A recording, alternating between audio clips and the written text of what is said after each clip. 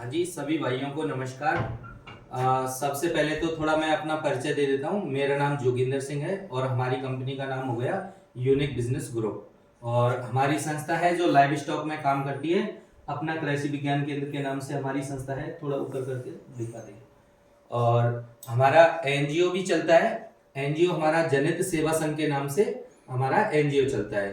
तो आज इस वीडियो के माध्यम से मैं आपको खरगोश पालन के लिए लोन के बारे में बता देता हूँ। लोन से संबंधित, क्योंकि लोन से संबंधित कई सारे लोग फोन करते हैं तो उनकी कई सारी प्रॉब्लम्स होती हैं, कई सारे क्वेश्चंस होते हैं।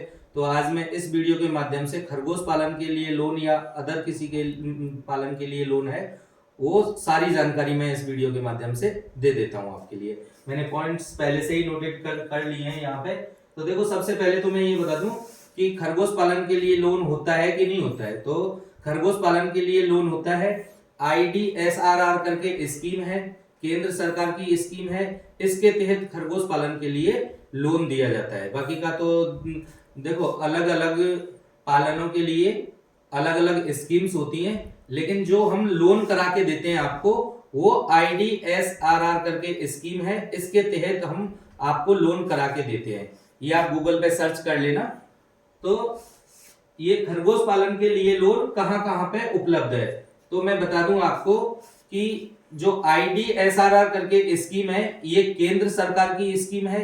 और केंद्र सरकार की सेंट्रल गवर्नमेंट की स्कीम है। तो सेंट्रल गवर्नमेंट की स्कीम है, तो आप किसी भी स्टेट से बिलोंग करते हैं, सबके लिए लोन इस स्कीम के तहत मिल जाता है।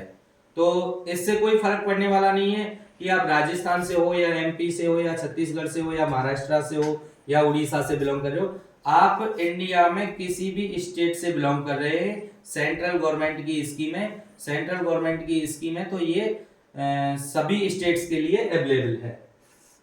तो किस व्यक्ति के लिए खरगोश पालन के लिए लोन दिया जा सकता है, तो इसमें कोई सिविल का झंझट नहीं होता है स्कीम के तहत, क्योंकि सबका हो सकता है। अभी तो सबके अकाउंट हैं, लेकिन बहुत सारे लोग ऐसे होते थे कि जिनका अकाउंट ही नहीं होता था।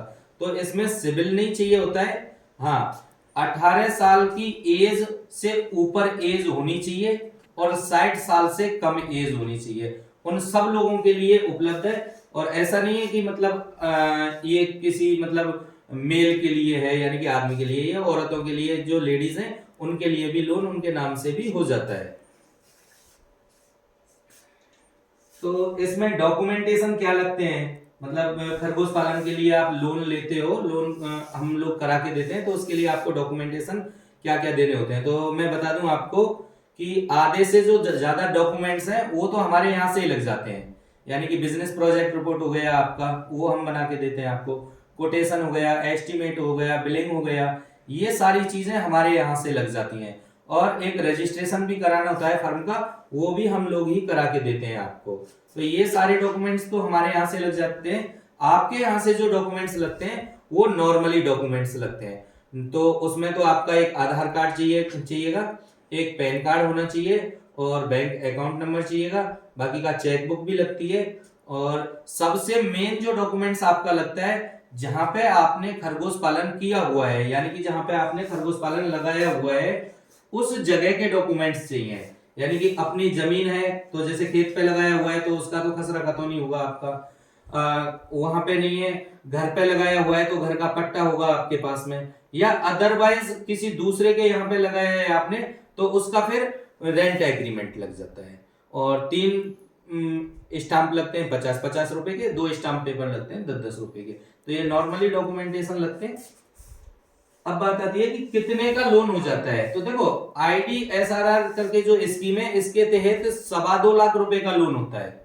अब यूनिट की बात आती है, तो यूनिट आप चाहे 5 लगाओ, चाहे 10 लगाओ, चाहे 20 लगाओ, लोन फिक्स है इस स्कीम के तहत। यानी कि 2.25 लाख रुपए का लोन है, वो फिक्स है। और ये आपको 30 खरगोश यानी कि 3 यूनिट आप लगा के चलते हो, तो आपको ये स्कीम के तहत लोन मिल जाता है। बट 3 यूनिट हम लगाते नहीं है, क्योंकि हमें भी अपना ट्रांसपोर्टेशन देखना होता है। तो दूरी के ऊपर डिपेंड करेगा, 5 यूनिट से कम तो लगाएंगे ही नहीं अपन। तो 5 यूनिट आप लगा के चल रहे हो तो एक फाइल लग जाती है।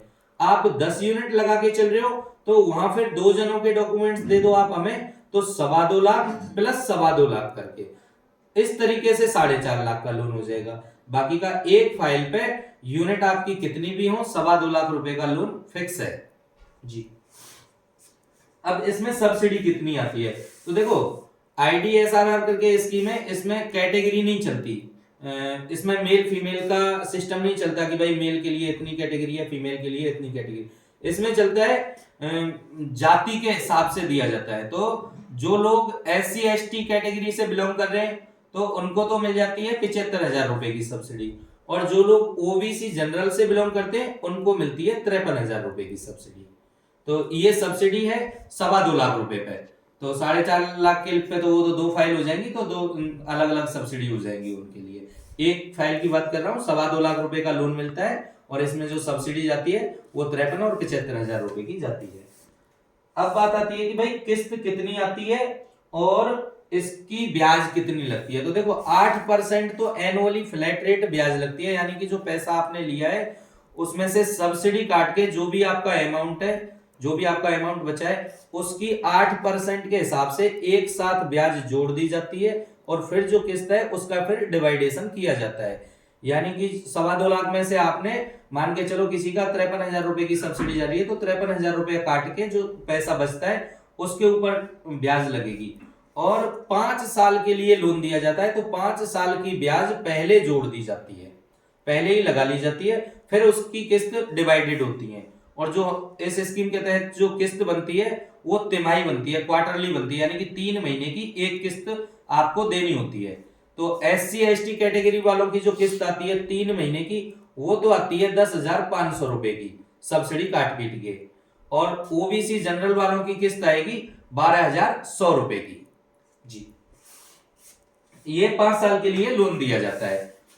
अब मैं बता दूं कि खरगोश पालन के लिए आप लोन की जब बात करते हो तो सबसे पहले मैं आपको ये जानकारी दे दूं